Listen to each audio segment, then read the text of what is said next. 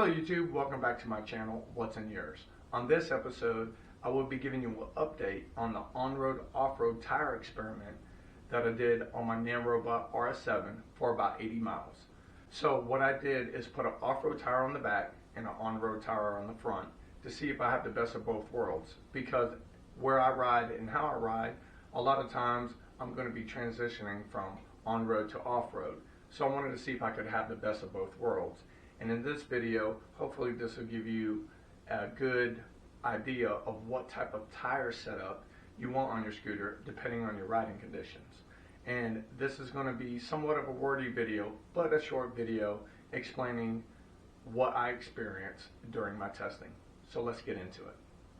Okay, so let's go over some of the cons that I had with street riding on this with this particular setup. So there's three things that I noticed when riding on the street, and some of these are obvious issues.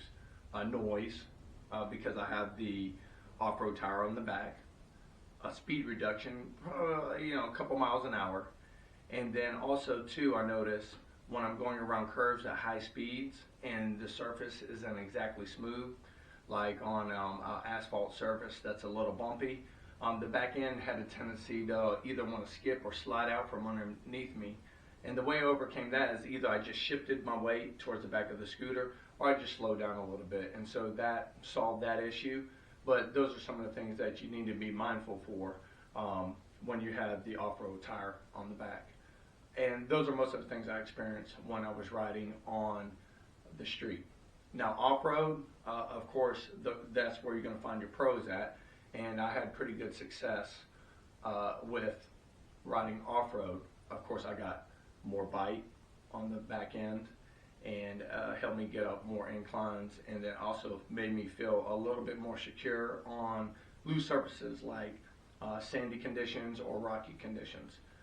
Where I noticed some of the things that you need to be mindful of is when I had the scooter running both motors, the front end in loose conditions would want to kind of slip out from underneath you, so you need to be mindful of that. So if I knew I was going to be transitioning into a loose surface, I would just switch it to back motor only. Now if you're going up a steep incline, of course you're going to want to switch it to both motors, and it will help you get up that incline, but those are only really steep ones. Moderate inclines or small inclines, back motor is perfectly fine. It's a 1600 watt motor. It does pretty well. So those are some of the experience I had with off-roading.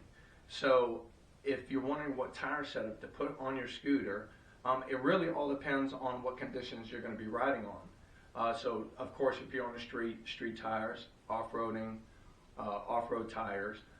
For myself, I do a mix. So I like this current setup that I have. It works well for me.